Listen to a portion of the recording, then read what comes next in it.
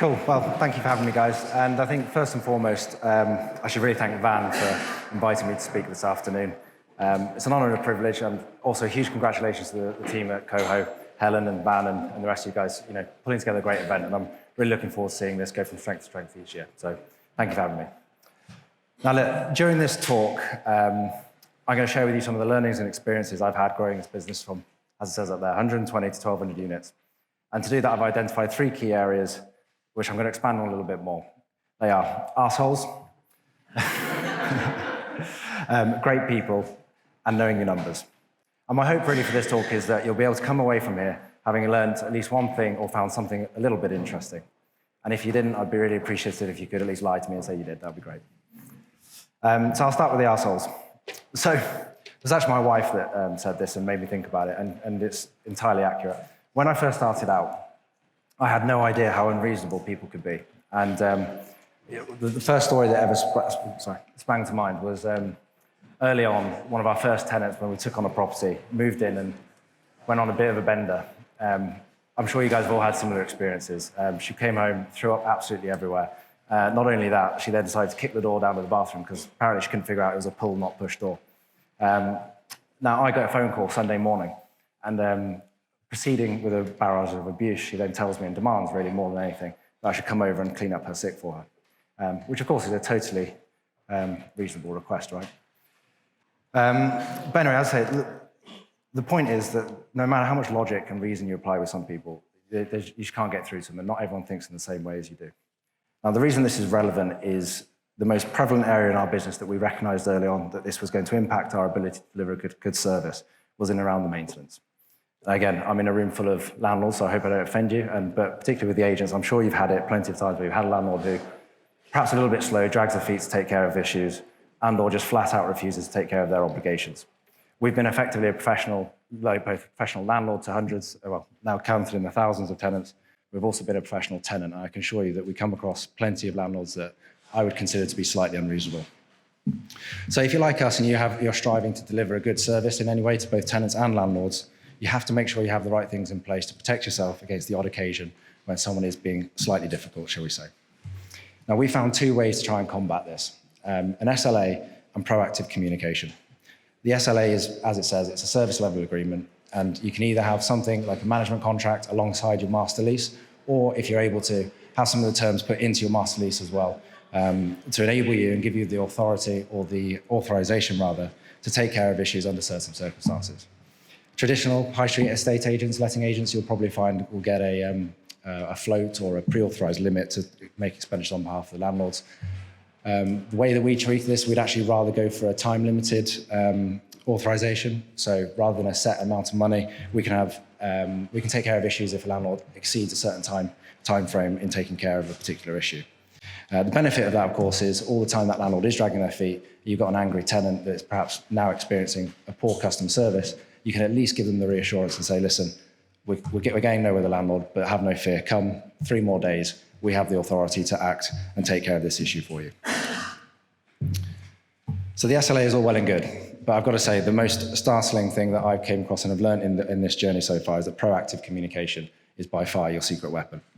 Well, I think we could do a lot as an industry to learn from hospitality, and I think Caroline mentioned this as well. I think we really need to recognize as an industry that our tenants are customers as well, and not just the landlords. I mean, for us as an operator, literally they are our customers. If they don't pay the bills, we're missing out on that revenue. So we take a particular approach that we need to make sure that it's not what you're saying to them, it's how you say it and how you deliver it. You can easily deliver bad news to someone, or news they weren't particularly expecting or wanting, but you deliver it in the correct way and you can still get a favorable result.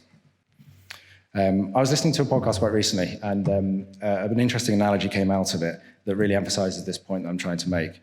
And they compared when Uber came onto the scene versus booking a taxi. It's quite long-winded, so I'll try and distill it down to the key point, which is, in the early days, people used to think that booking an Uber was miles better because it turned up really quickly. 5-7 minutes, if anyone's in London, probably used to that. Whereas in actual fact, a lot of research was conducted, and they found that it actually made no difference if the Uber turned up in the same amount of time or even slightly later. It was still viewed as a positive experience. And the reason being, as I'm sure you all know, you've got a little car on a map and you can see exactly how they're getting on. You can see the progress and you have no issues. You're not left in the dark wondering where they're going, stressing if they're going to turn up on time or be late. And you certainly don't have to phone up and ask for an update. And that is the point I'm trying to communicate here is you've got to be proactive. You've got to keep your tenants in the loop so they don't have to be phoning you and ask for an update. Now, the tech's not quite there yet in property management. I'm hoping Van and a few others in the room are going to take care of that. But in the meantime, rely on some really good customer service and drill it into your team to make sure that they're being proactive and updating your tenants. And all being well, you'll avoid having some arseholes. So on to the second point of what I was showing you. And this one is about a team and getting great people in and getting them in early.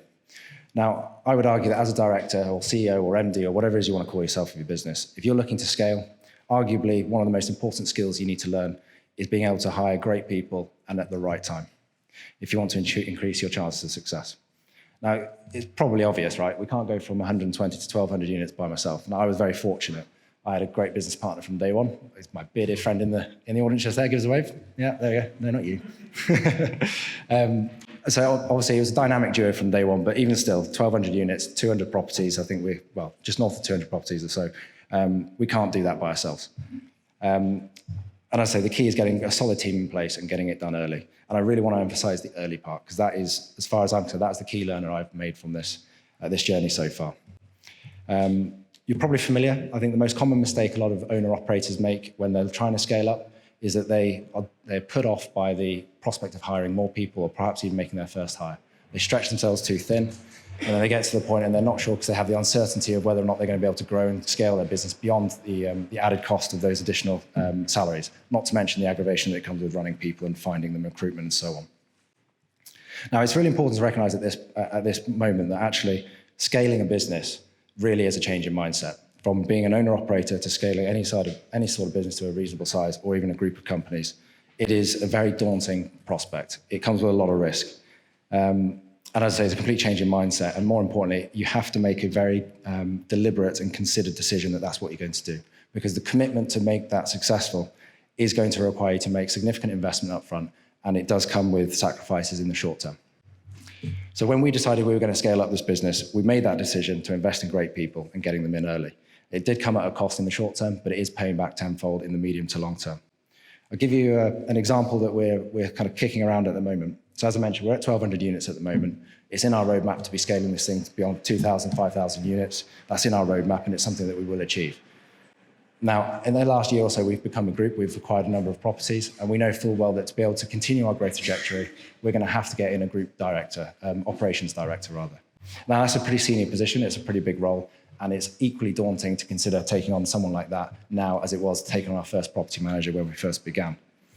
Now, if that is going to be the bottleneck for us, growing this business from where we are today to taking it to the next level, we cannot start that process or take that on when we need them. We have to do it early because otherwise the cost of not doing it is going to be significant. In real terms, if we decided today to set out and find a group director, we're looking at 6, 9, possibly 12 months. If nothing else, a senior person of that kind of role, they're probably going to have 6-month notice period on their current position, right?